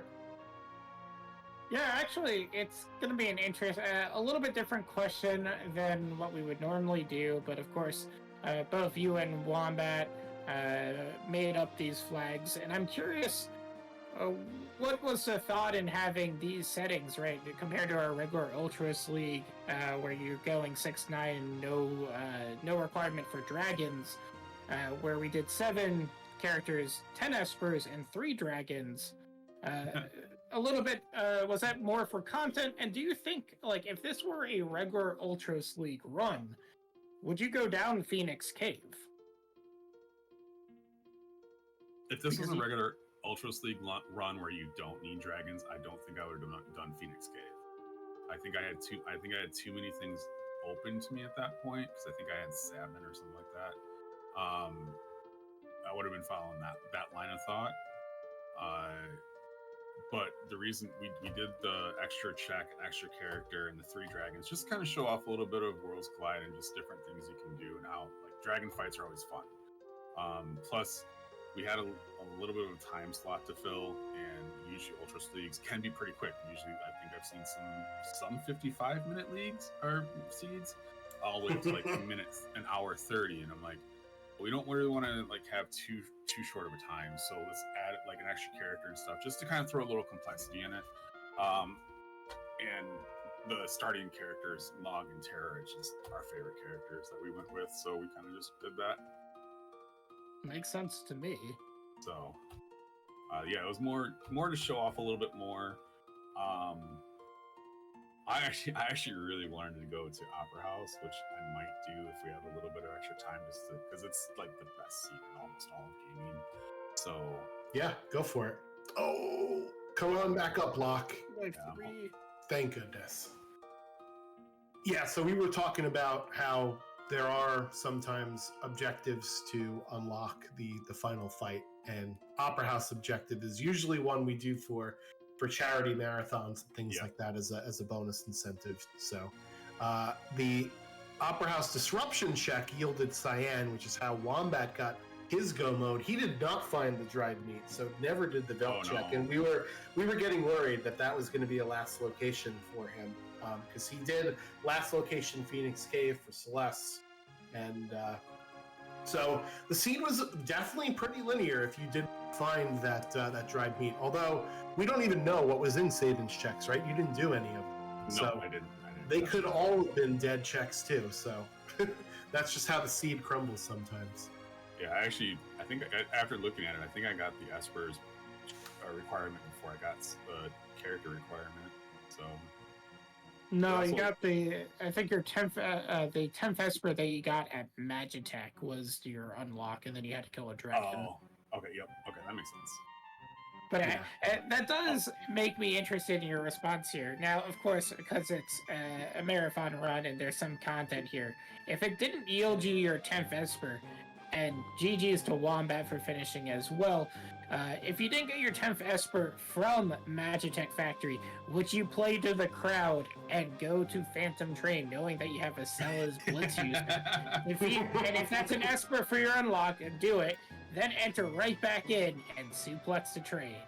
Absolutely, I would have done that. I also was about to just rush Opera House as well, but I know it's a race and I don't want to.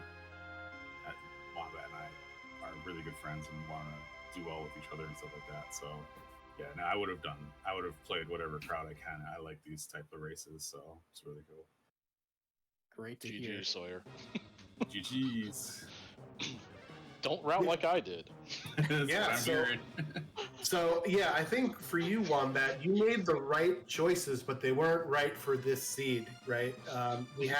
You picked up the Curse Shield and you're like, oh, there's 9 battles. Let's do Serpent Trench and Leet River, and boom, there's my 9 battles. And unfortunately, you got a Genji Glove, I think, out of Leet River, which was nice, but there was one lurking in the dragon, and I don't even remember what you got out of the Serpent Trench, but it was trash. Throw it back. The egg.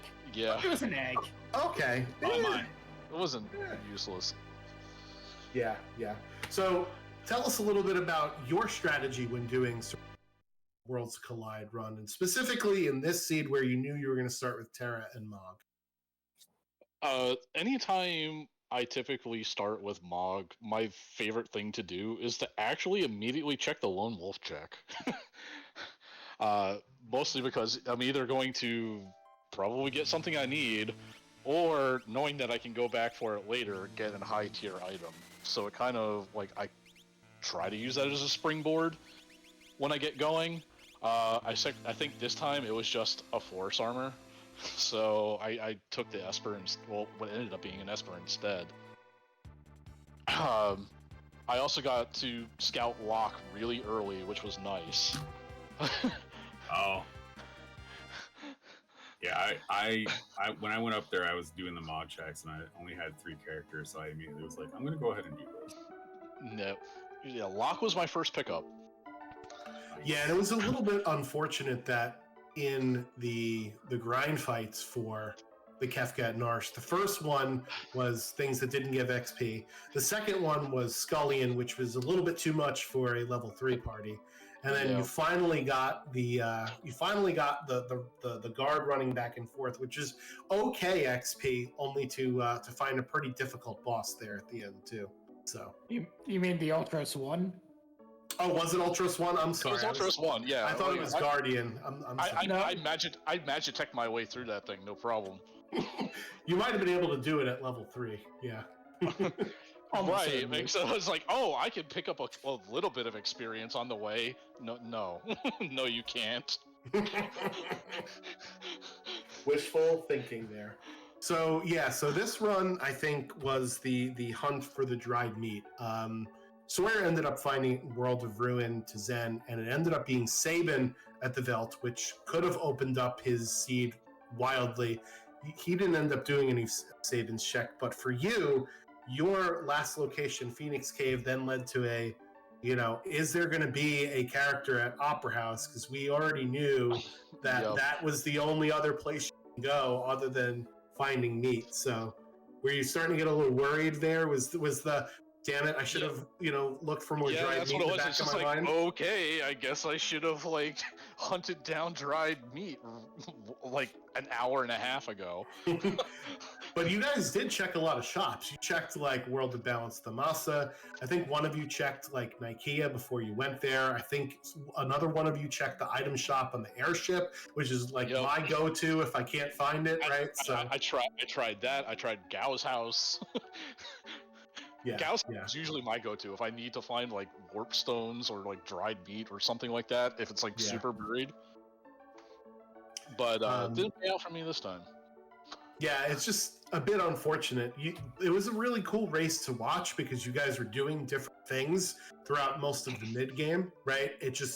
That's how rando's gonna rando sometimes. Sometimes you run into a seed where you run into 3 or 4 dead checks in a row, and you're like, well, I've lost now if my opponent makes different choices, right? So Yeah, I mean, I even felt a little bit good because my old curse of running into the Doomgaze check when I don't intend to yes. happened again.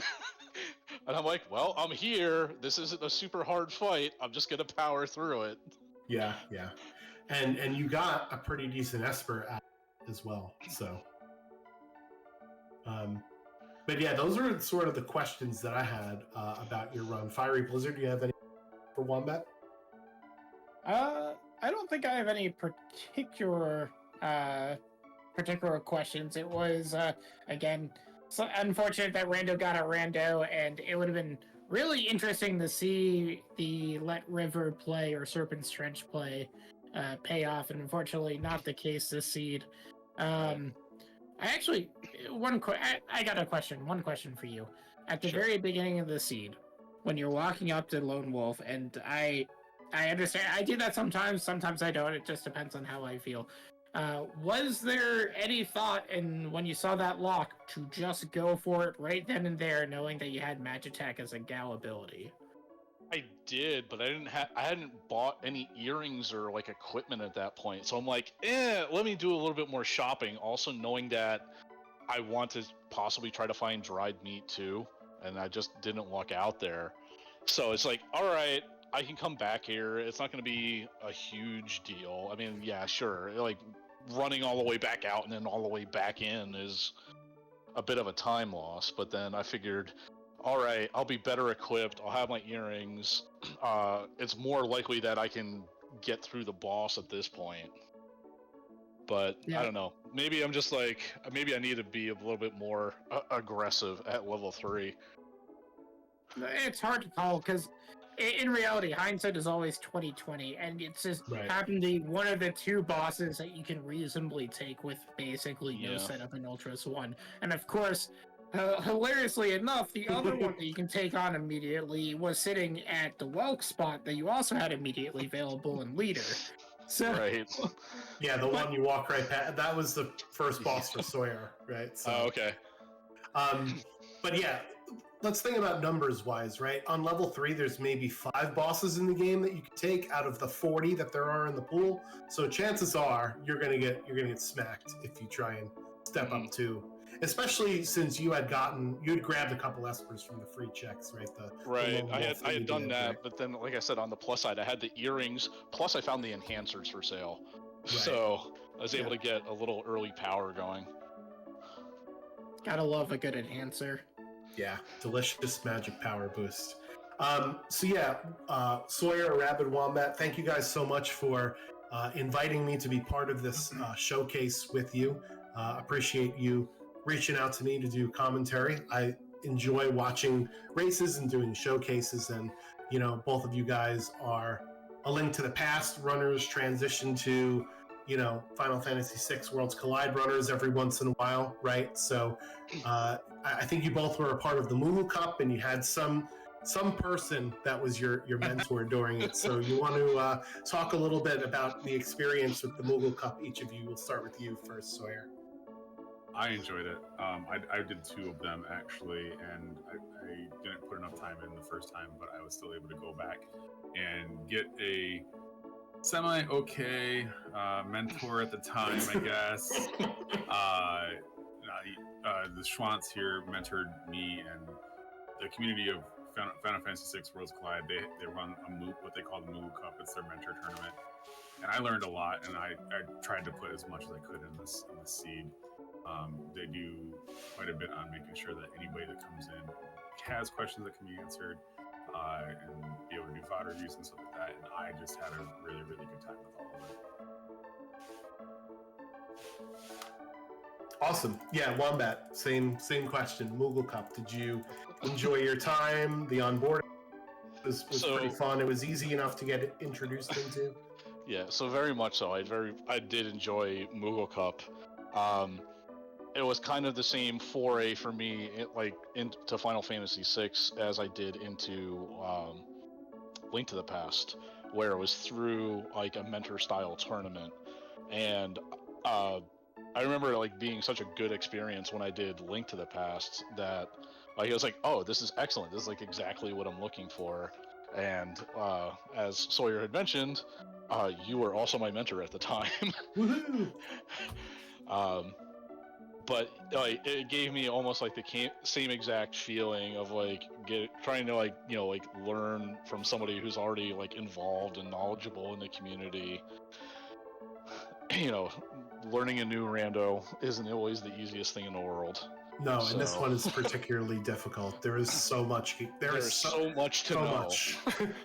Yeah, this game is not mechanically intensive.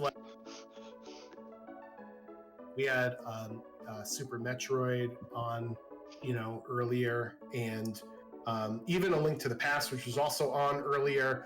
They're way more mechanically intensive, right? You have to do certain things on certain frames and certain tiles in order to actually, execute a time-saving strategy. Whereas with Worlds Collide, there's maybe 1 or 2 things you can do, and that's it. The rest of it is deep game knowledge, both of the randomizer and the vanilla game. So that's sort of where the bottleneck is, and that takes time. It's not like a thing you could practice over and over again with a practice ROM hack, right? You just have to do it, and it's tedious. Yeah, I feel like I'm always learning, even in Link to the Past, but especially in this game, it's always learning something. Yep. Yeah. So Fiery Blizzard, you got any questions for our runners here? No, I just want to say well done on a excellent run to both of you. It was great watching both of you play for the Moogle Cup as well, and I hope to see you around on our Discord. Yeah, thanks guys as well for running. Appreciate it. Fiery Blizzard, thank you so much for doing commentary with me and for hopping along and answering the call. And I asked if anyone was available to help me out. This was a lot of fun. And of course, shout out to Alex, who is putting on the entire event and for allowing us to showcase our awesome game to the community. So really appreciate that, and hope, if you're interested in joining, FF6WorldsCollide.com is the website, link to the Discord, link to the wiki, and you can get started there.